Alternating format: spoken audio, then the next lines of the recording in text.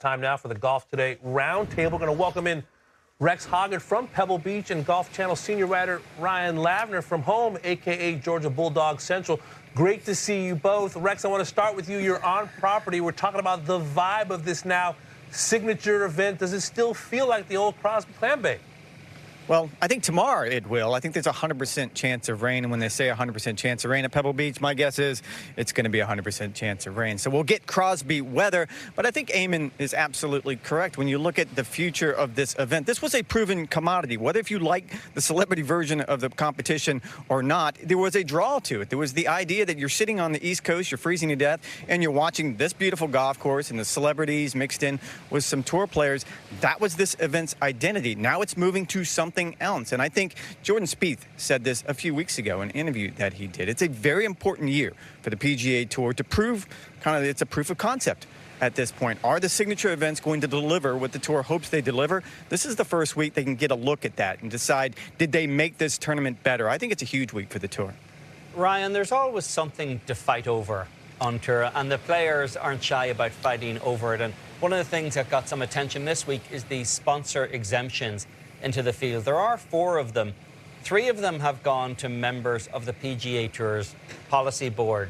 Do you think that's something the Tour needs to be sensitive to? You can make a case for all of those guys getting the exemptions. That's not the issue. But the perception that the elite players are kind of feathering their nest even more so than the signature events are allowing them to do so. Is this going to be an issue with the rank and file, you think?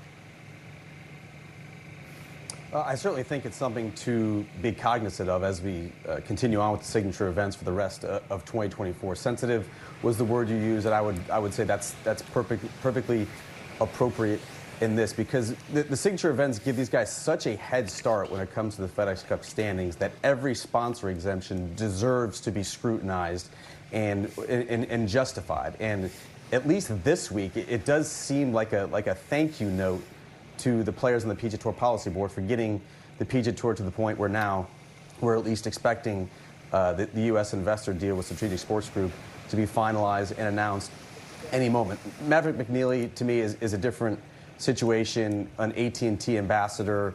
He played at Stanford. He has a great record at Pebble Beach. But if you start to see some more of these handouts, I certainly think that's something that's going to infuriate the rest of the PGA Tour membership.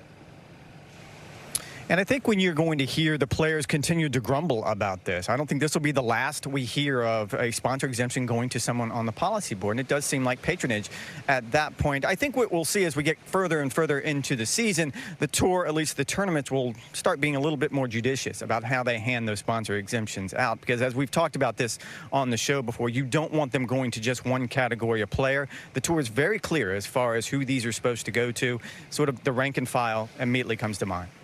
Rex, the players are getting ready for these small greens, the cold weather and the rain. There was also a pack meeting, from what I understand, yesterday. What came out of that? I think it was a lively meeting by all accounts. I think if you look at the makeup of the Player Advisory Council right now, they added some players who have been very outspoken about a lot of the changes, specifically the signature event model that the Tour has moved to, what we were just talking about as far as how the sponsor exemptions get handed out. They added Lanto Griffin and Grayson Murray to the 16-player pack, and I think those are going to be 2 very loud voices in the room. They've been outspoken against a lot of things that the PGA Tour has done, and I think last night was an example of that. Ryan, the Liv Golf Tour is also starting its season this week down in Mexico, and just a few moments ago, John Rahm's team was finalized. It's Tyrrell Hatton, Kieran Vincent, and Caleb Sarat, who just left college for Liv Golf. Is this going to make any material difference in terms of putting Liv in a position to have more audience traction this season than it did last year?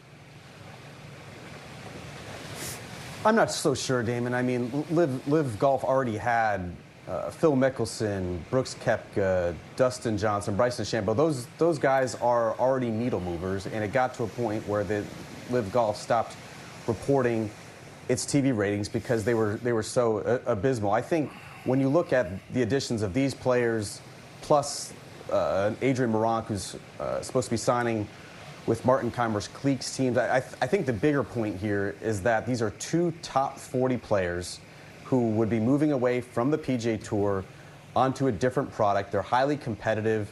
They haven't shown their best in major championships, but you could at least foresee a scenario where their best golf is still ahead of them. And it's getting to a point where we're getting further away from what golf fans want, which is what to have the best players in the world all competing against each other in the same place. To me, that's the big takeaway, whether it reduces the PGA Tour or maximizes Liv Golf in some marginal way. I think we're actually just getting further away from where we actually want to be.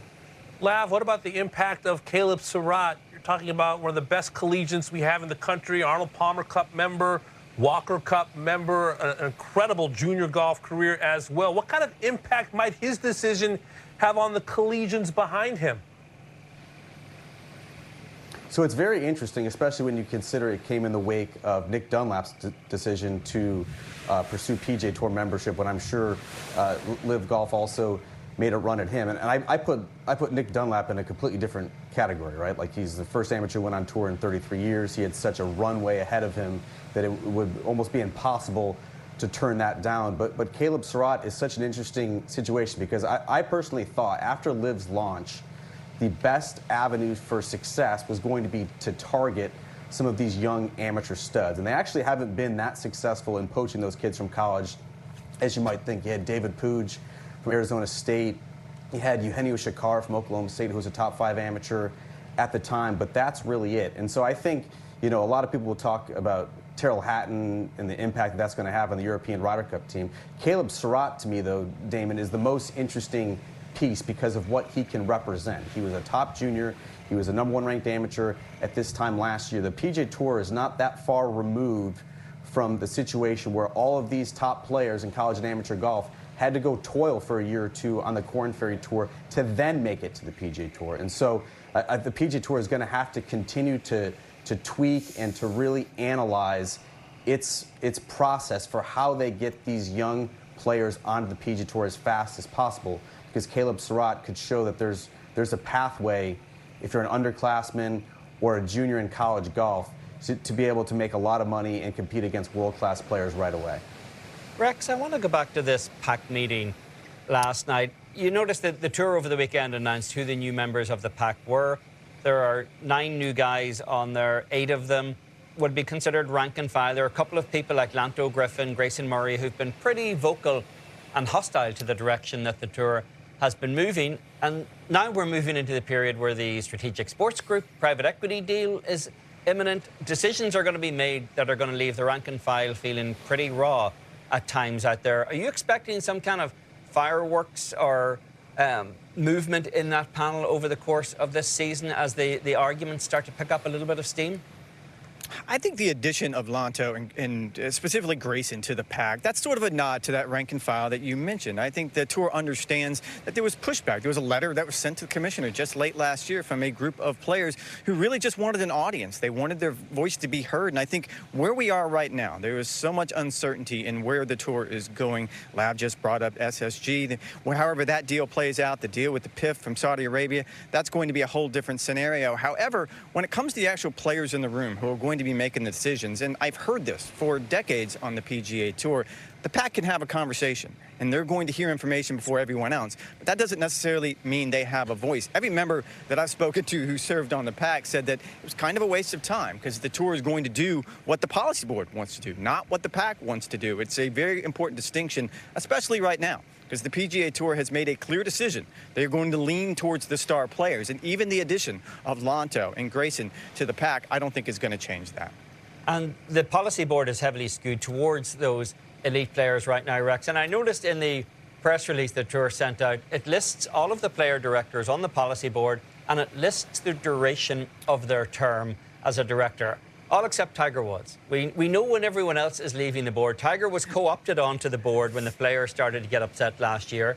He's now kind of like a dear leader in North Korea. He seems to have an indefinite term on the board. Does the tour need to offer some kind of clarity as to when Tiger's term of office will expire on the board? I would think so, and that would probably come sooner rather than later. And my guess is that comes after we land wherever it is we're going to land with the negotiations. Whatever comes from the negotiations with SSG and PIF, I believe after that, you'll start to see Tiger probably phase himself off the board. Because as Rory articulated last year, it's very consuming. I can imagine it's only become more consuming over the last few months as these negotiations have heated up. I think most players will tell you they are comfortable with Tiger Woods having, I don't want to call it an indefinite stay on the policy board, but they want his voice to be one of the loudest in the room, and that's what you have right now. But I don't think that Tiger Woods wants to be on the board indefinitely. Didn't expect a North Korea Tiger Woods reference on this Tuesday edition of Golf Today. Rex Hoggard and Ryan Lavner joining us for the Golf Today Roundtable.